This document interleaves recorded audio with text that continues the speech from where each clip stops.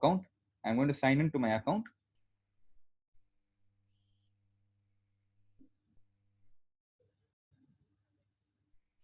So I'm going to go ahead and sign in using root account credentials.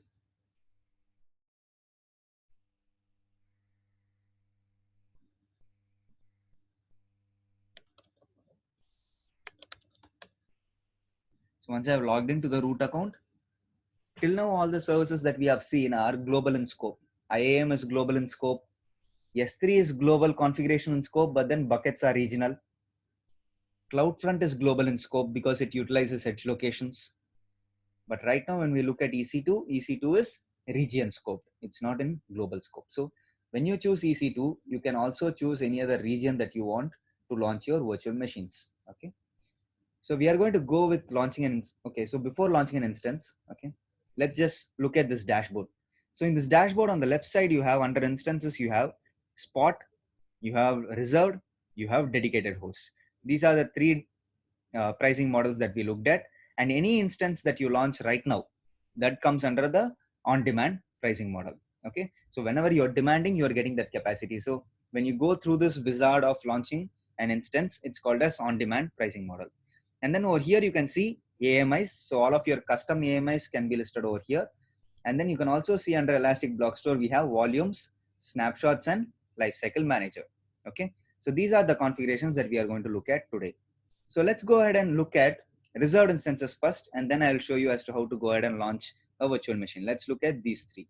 So let's start with reserved instances. So when we saw the pricing model about reserved instances, we saw that it should be, you should commit to a particular time period, which is 1 year or 3 years. So let's go ahead and purchase a reserved instance.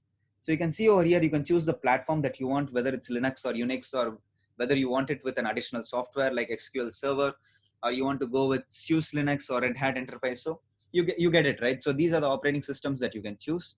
I'm going to go with Linux and Unix. You can also choose your tenancy, which is going to be default or dedicated. Okay. And then in your offering class, you can choose whether you want convertible or standard. I didn't speak about this in the slide, is because this is again not part of the exam. But then when you go for standard offering class, it means that in this 1 year period of time that you're going, 1 year or 3 year period of time that you're going to commit to using this capacity, you will not be able to change the capacity, which means you will not be able to change your RAM, which means you will not be able to change your operating system, which means you will not be able to change your virtual CPUs. But then if you go with convertible, you will be able to change these within the term commitment period. So you'll be able to change your operating system within the year. You'll be able to change your virtual CPUs or your RAM. So if you want to go ahead with that kind of an offering, you can go with your convertible offering class. But if you want to commit to 1 year or 3 year period and you don't want to change any of your configuration, you can go with standard. Okay. So that means for the entire commitment period that you're going for, you will never be able to change the capacity of your virtual machine. But if you go with convertible, you will be able to change your capacity.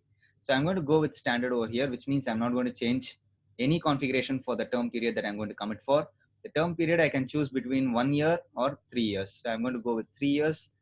And then you can see I can choose all the instance types that are listed over here. You can see the instance type starts from micro, nano, small, medium, large, extra large, 2 into extra large, and so on. Okay, you can also see big instances like 24 into extra large. So while we launch an instance, I'll show you as to how much memory and CPU these virtual machines have. Okay, so I'm going to go with the smallest one, which is T2 micro.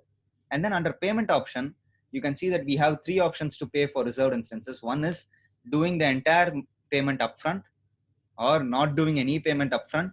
And the second option, or the middle option, is paying the partial money upfront, and then the rest of the amount you will be paying it on per month basis. Okay, so you can go with all upfront value, you will get the maximum discount. So I'm going to search.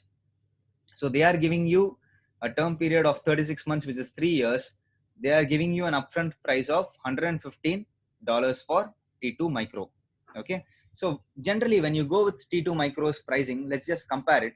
T2.micro price, on demand price, something like that.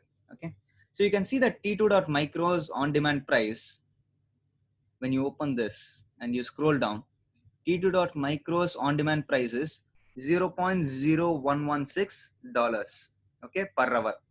So when you go with $0.0116 per hour, into 24 hours into 30 days for a month into 12 for a year into 3 for 3 years. So you can see that you're going to pay at least $300 to run T2 Micro in on-demand pricing for 3 years. But then just think about this. You're paying only $115 if you're committing for a reserved instance of the same capacity for a 3-year period. So which means you get a very good discount.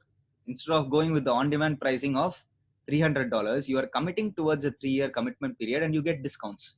You get $115 only that you're going to pay, right? This is beautiful. So this is reserved instances. Okay. So you get that. So now if you go ahead and add it to the cart and then you go ahead and view the cart and then you pay for this reserved instance, automatically that reserved instance will be provisioned in your account. Okay. So that's it about reserved instances. And when it comes to dedicated host, we saw that dedicated host is the entire host that is given for you. Okay. So on that dedicated host, you will be able to launch any other virtual machines that you want to launch also.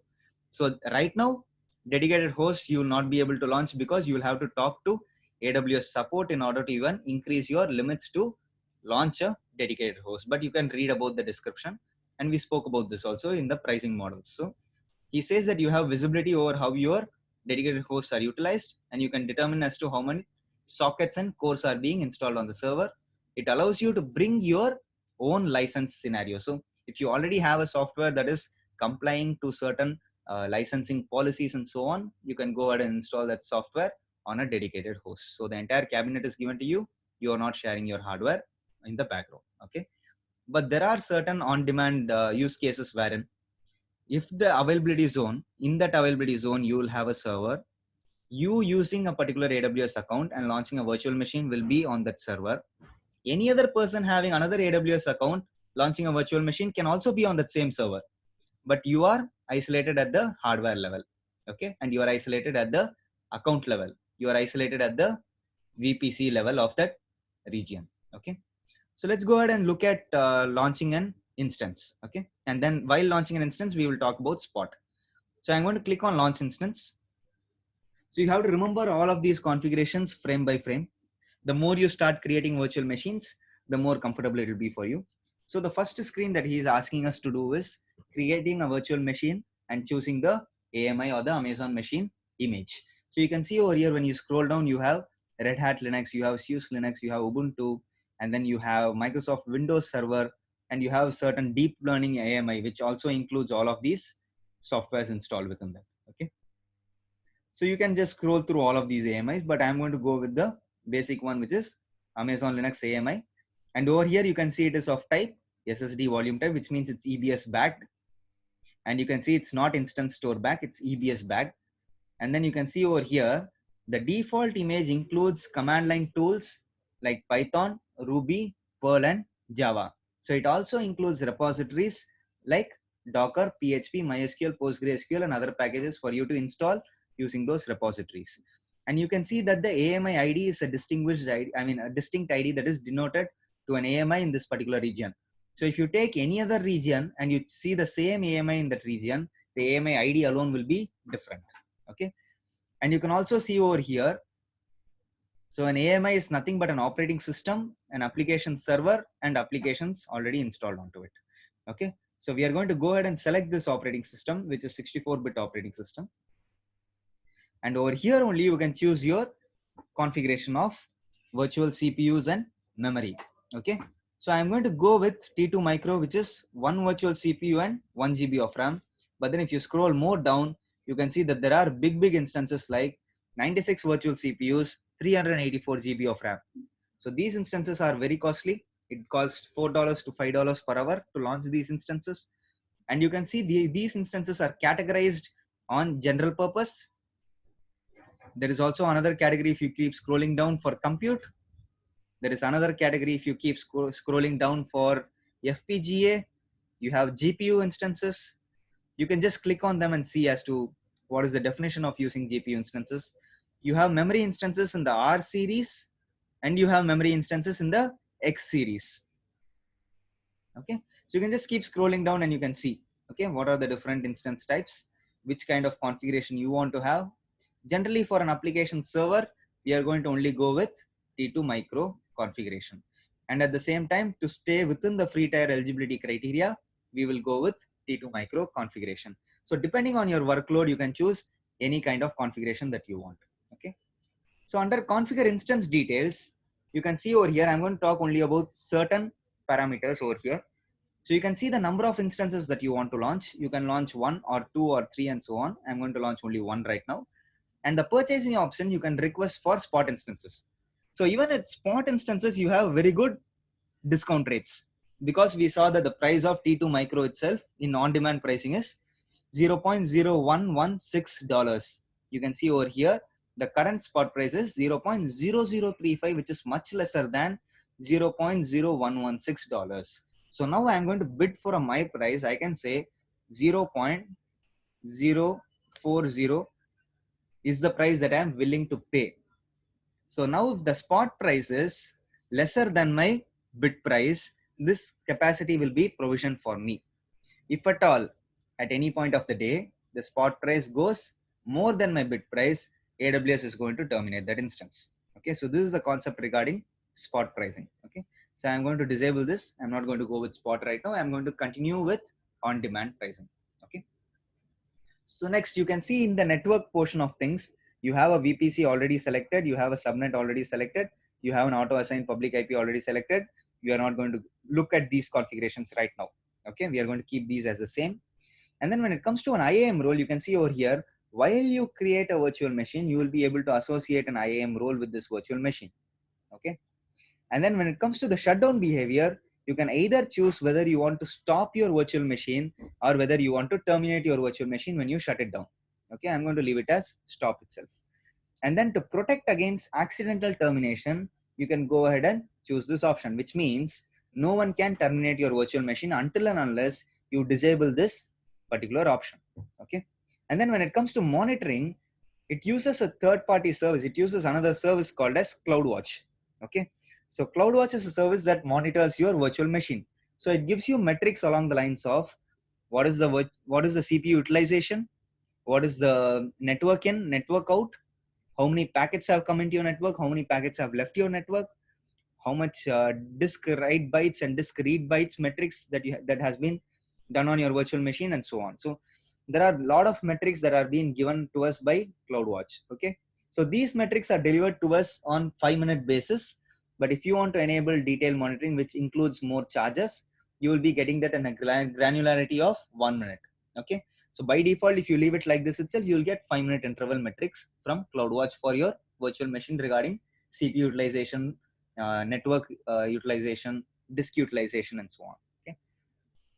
And then we are not going to talk about tenancy or elastic inference, but then in tenancy, you can either launch this virtual machine on a dedicated host, or you can launch it as a dedicated instance, or you can share the hardware. So which means when you go with shared hardware, it means that in the background, in that availability zone, in that server, in the availability zone, this particular capacity is going to be provisioned for you, and any other person in any other AWS account is also going to share that same server. Okay, so that means many people are sharing that server's capacity. Okay, in that particular availability zone.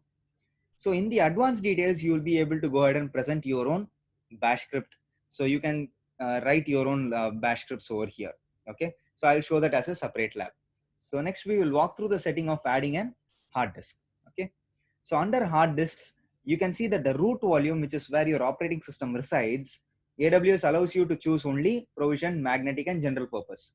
Okay, we didn't speak about magnetic storage. You don't need to concern yourself with that because it is going to be decommissioned soon. Okay, but then you can see that the SSD and HDD that we spoke about was general purpose SSD and provision IOPS SSD. Okay, so over here you can also go ahead and choose to whether you want to encrypt this particular root volume using AWS KMS, which is key management service. And at the same time, if suppose you terminate your virtual machine, do you want to keep the volume or not? That setting is determined by this delete on termination. So if I uncheck this flag, it means that if I terminate my virtual machine, I will still have access to the underlying hard disk. If I enable this option, it means if I terminate my virtual machine, I'm going to also delete this particular volume. Okay, so I can also choose to add any new volumes. So when I choose to add any new volumes, I will also get the cold hard disk and throughput optimized hard disk. But for the root volume alone, AWS recommends using general purpose SSD and provisioned IOPS. So within the free tier eligibility criteria, inclusive of all the volumes that you use, you can get up to 30 GB of storage. And after you utilize 30 GB of storage, you're going to be presented with cost. Okay. So I'm not going to add any additional volume. I'm going to keep it as the root volume itself. Okay.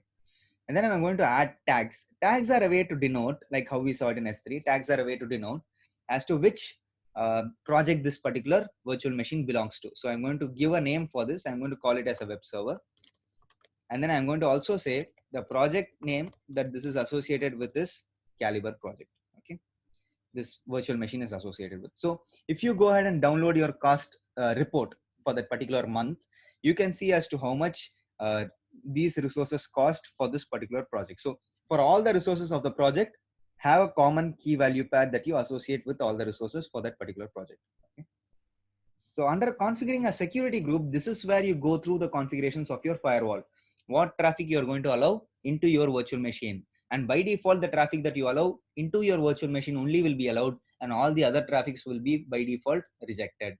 So I'm going to create a new security group. I'm going to call this as web server SG, for SG as short form for security group. And then you can see over here, I can keep adding any protocol that I want to allow. So there are default protocols that AWS has given us. So one such default protocol is SSH. So when you go with SSH, it is not recommended to open SSH to the outside world, which is the outside world is denoted by 0.0.0.0/0. We are going to tie it down to my IP address. So my IP address in the sense my public IP. So if I go over here into Google and I type my IP, you can see over here 49.207.135.217, 49.207. That's the way they have beautifully written their code in the background to automatically detect your public IP. So I'm going to add one more port, which is port HTTP, and I'm going to leave it as open to the outside world. So if suppose I convert this web server, okay, and I install a web server into this virtual machine, okay, then I serve an endpoint page, which is an index.html page. I want to be able to access that index.html page on port 80. Generally, all web servers run on port 80. Okay, you have only certain web servers that run on port 8080. So if you go ahead and expose any kind of application, always ensure that that port is open in your security group. If you're not able to view the website, it means you have to go back to your security group and modify it to allow that particular port's access. And whatever you allowed on inbound, automatically that traffic will be allowed on outbound. That's why security groups are stateful in nature. So whatever traffic you allow on inbound will be automatically allowed on outbound. So let's go ahead and review and launch. Let's go ahead and launch. So this is the concept of security. This is the third layer of security within your VPC. This is called as key pairs. So key pair is nothing but a public key and a private key. The public key is already associated with your server. You only have to provide your private key, and only if your public key and private key matches, you will be allowed access into the operating system of this virtual machine. The operating system that we chose was Amazon Linux AMI. So I have certain keys with me already, but then I'm going to go ahead and create a new key. I'm going to give this key a name. I'm going to call this as web server NV. Okay. Always use a same key for across virtual machines if possible. Okay. So when you create a new key pair, you will still not be able to launch the instance. You can only download the key pair and then launch your instances. Okay. So to reiterate what key pairs are, it's nothing but a private key and a public key using RSA encryption strategy, 2048 bits. What happens over here is that Amazon internally stores that public keys content into your virtual machine, and you have to provide your private key. So therefore, we are going to provide this key while logging into the operating system of this virtual machine. Let's go ahead and launch this virtual machine.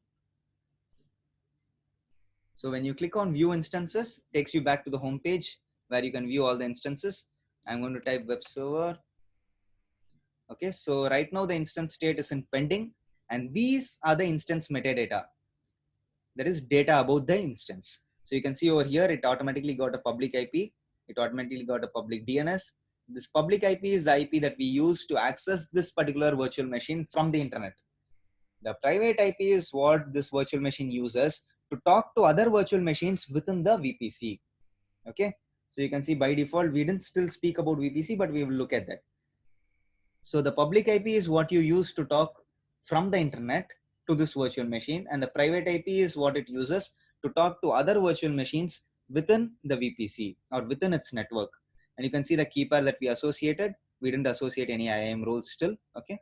And you can see that a network interface is automatically been allocated to this virtual machine, which gives you these IP related details. Network interface is nothing but a network card. You can imagine it as a network card in your CPU, which gives you that network configuration like a private IP and a public IP and so on. So the security group that you configured that allowed access on port 80 and 22 are associated with the network interface card. Okay. So you can view your inbound rules over here. You can view port 80 that you have given to the outside world and port 22, which you have logged down to your IP address. So you can see that on-demand capacity has been provisioned to us within minutes, and this virtual machine is in the running state. So now I'll be able to log into this virtual machine. So what I'm going to do is I'm going to copy this key pair into a common folder that I generally have for key pairs. So I'm going to go to downloads. I'm going to take that key pair, copy, go to documents, MacBook files, key pairs, paste it over here. So now once I have done that, I'm going to go ahead and use terminal. Since I'm using a MacBook, I'm going to use a terminal to go ahead and do a login into that virtual machine. So I'm going to zoom this so that you guys can see. Okay. So the command that you use to go ahead and log into the virtual machine using a MacBook is going to be SSH EC2-user, which is the default username for Amazon Linux operating system. So you will have to remember the default usernames across operating systems. So for Ubuntu, it is Ubuntu. For CentOS, the default user is CentOS. For Amazon Linux AMI, it is EC2-user. For Alpine operating system, it is admin, ADMIN, admin. Okay. So you're going to, since we have used Amazon Linux AMI, we are going to go ahead with EC2-user. Let's go ahead and get the public IP of that server. So let's go ahead and copy the public IP. Since I'm accessing it from the internet, I have to use the public IP. I can't use the private IP because it is within the VPC. Okay. And then I have to specify a flag, which is -i. And then I have to specify the path for my key pair document, MacBook files, key pair, and the file name that we gave was web server nv.pem. So immediately when you do this enter, it's going to give you a small error. That error is going to be that your key pair is not protected. Okay. So generally when you face an error such as this, you will have to modify the permissions on the key pair using the chmod command. Okay. To restrict only read access to that key pair. Okay. So I'm going to do chmod 400 and I'm going to paste this entire link to my key pair. Okay. So once you have done the chmod 400, which means you have limited the privileges on that key pair to only read access, you can now execute the same command and then you will be within the virtual machine. So when you execute the same command right now, it states EC2 Amazon Linux AMI, which means success. You are within the virtual machine. So you can see over here from Akshay's MacBook Pro, Akshay PK, it has gone to EC2-user at the private IP 172.31.93.158. 172.31.93.158. So since you provided your key pair, where does AWS go ahead and associate the public key? That's something that you have to think about, right? Because AWS places the public key somewhere and then you provide the private key, right? But where does AWS store the public key? It stores it in a folder called in the //.ssh. Over here you can ls and you can see under the authorized keys, if you cat authorized keys, you can see this is the public key that AWS has automatically associated with your virtual machine. You are providing your private key, and until that private key is matching with this public key, you will not be allowed access into your virtual machine. So since we provided everything in the right manner, we were able to access the virtual machine. Okay. So let's go ahead and terminate this virtual machine. Okay. Or do you let's use it for another purpose. Okay. Let's go ahead and use it for the EC2 instance metadata. How do you view the EC2 instance metadata from your virtual machine? So I'm going to go back to CD home slash EC2-user. Okay. So let's go ahead and do the EC2 instance metadata. So all the metadata that you're going to see over here, all these metadata, you will be able to view it from within that link local address, which is curl http // 169.254.169.254 / latest / meta-data / So you can see, you can get the details regarding the AMI ID, the host name, the instance ID, the instance type, the public IPv4 address, and so on. So let's find out what the public IPv4 address is. So type public hyphen IPv4, hit a slash. So automatically it gave you the public IP, which is 52.87.223.89.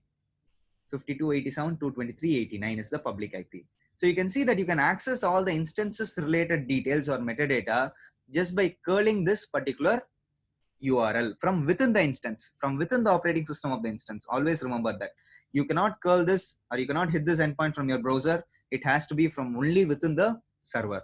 So any server that you launch, irrespective of what operating system it's running, you can do a curl request to this endpoint from within the operating system, and you will be able to get all these details. So you can even output this detail to a file.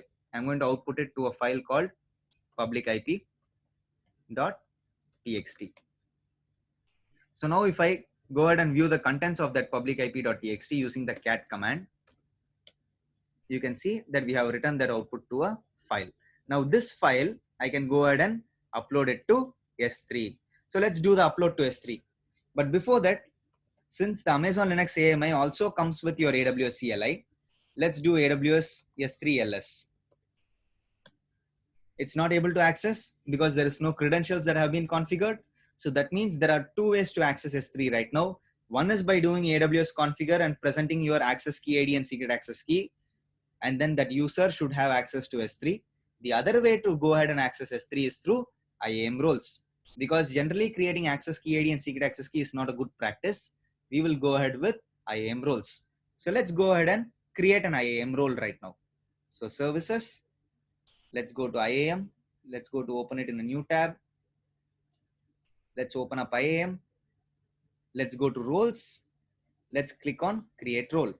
So over here under create role, you can choose as to which service you want to create that role for. That service that you want to create the role right now is, you want to allow EC2 instances to call other AWS services on your behalf. So you're going to choose EC2 right now, and then you're going to click on permissions, and then you are going to choose the S3 full access policy. So that means this role which is going to be associated with that EC2 instance that we have running right now, we are going to attach the role to that EC2 instance, and that policy that is going to be attached to that role is going to give that instance full access to S3 service. You can also create your own customized policy like how we saw it in IAM, and also provide that policy as the access over here. But then just for simplicity's sake, we are going with full access. I'm going to click on review. I'm going to state this as EC2 S3 administrator access policy, or administrator access role, because this is a role, right? It's not a policy. The policy that we have attached is Amazon S3 full access. So always give meaningful names for your roles and descriptions. So once you create the role, go back to EC2, go to actions, click on your server, go to actions, instance settings, attach replace IAM role. So this feature was brought out in the year 2017, wherein not only during the creation of a virtual machine, you will be able to attach an IAM role. Even after that virtual machine has been created, you will be able to attach an IAM role. So I'm going to click on attach replace IAM role. I'm going to choose the IAM role over here, which we gave it as EC2 S3 administrator access role. So now this virtual machine is going to get temporary credentials to access the S3 service from that IAM role, because the policy has been attached to that IAM role, which states you have full access to S3. Click on apply. Now go back to your virtual machine and type AWS S3 LS. You get all the buckets. Previously it's specified unable to locate credentials. Now since you attach the role, you are able to access all the buckets in S3, which is beautiful. Now let's do one more thing. Let's go ahead and run a web server within this. Since we have access to S3, let's run a web server within this virtual machine. So this virtual machine is like your computer. You have to install some of the softwares that you want. So I'm going to install a software called HTTPD, which is a lightweight web server. Okay. So onto this virtual machine, I'm installing a web server. Okay. So I'm installing that web server using the yum package manager. So while working with Linux, you should know what are all the package managers associated with the different operating systems. So yum package manager is associated with Amazon Linux AMI. apt-get is the package manager that is associated with Ubuntu. For Alpine, it is apk. Okay, so you have to remember these package managers so that using these package managers, you will be able to install additional packages. This -y, I'm stating that if I don't state this, it will ask me for a prompt of yes. Okay, so right now it's not able to detect because it's saying you need to be root to be able to perform this command. So right now I am EC2-user. To elevate my privileges to super user, I'm going to say sudo su. So from EC2-user, I have become root. Now if I go ahead and install HTTPD, it is going to go ahead and download all the packages regarding HTTPD and also install other dependency packages. And then it's going to ask me whether this is okay or not. Instead of specifying y over here, that's why I specified -y while doing the install command itself. So once this package has been installed, you will get access to a particular folder called var www.html. So within this folder, if you present all of your front-end assets like your HTML, CSS, and JavaScript files, it will be served by the web server called HTTPD. Okay, so let's do a copy command from one of the AWS S3 buckets. Okay, so we are going to say AWS S3 ls, and within which we have a static website hosted bucket called DP static website hosting. And this bucket contains only one file that is called as index.html. How do you find that out? AWS S3 ls S3 / DP static website hosting. So you're listing the contents of the bucket using AWS S3 ls and specifying the bucket name. So you have an index.html that is present within this bucket. This index.html that is present within the bucket in S3, you're going to copy it into the folder called HTML, okay, which is within your server.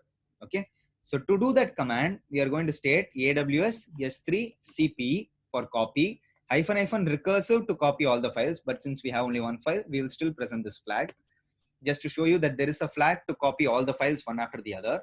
And then you're present your source, which is DP static website hosting, which is your source bucket. And the destination is going to be this virtual machines var www.html directory. Instead of specifying this entire directory, since you're already within the directory, you can also specify dot, which means the current working directory. So automatically it has copied that, it has downloaded that file to this current working directory. So if you type ls over here, which is to list all the files within the directory, you can see we have an index.html. So now if we go back to the console and get the public IP address of this particular server. So if we say web server, and then we get the public IP of this server and paste it on the browser, always remember that you have given access in your security group for port 80 to the outside world. So you should be able to access that on port 80. You can go ahead and click on enter. Nothing is happening.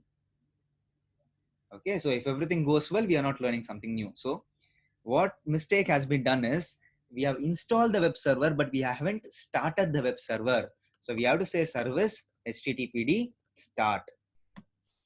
So once we have started the HTTPD server, go back to the browser, do a refresh action.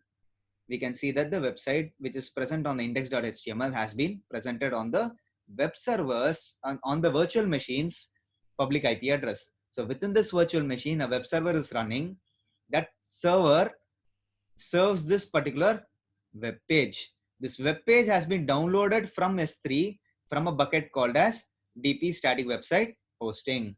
Okay, using an IAM role. So we saw the concept of IAM roles also over here, wherein EC2 as a service was able to access S3.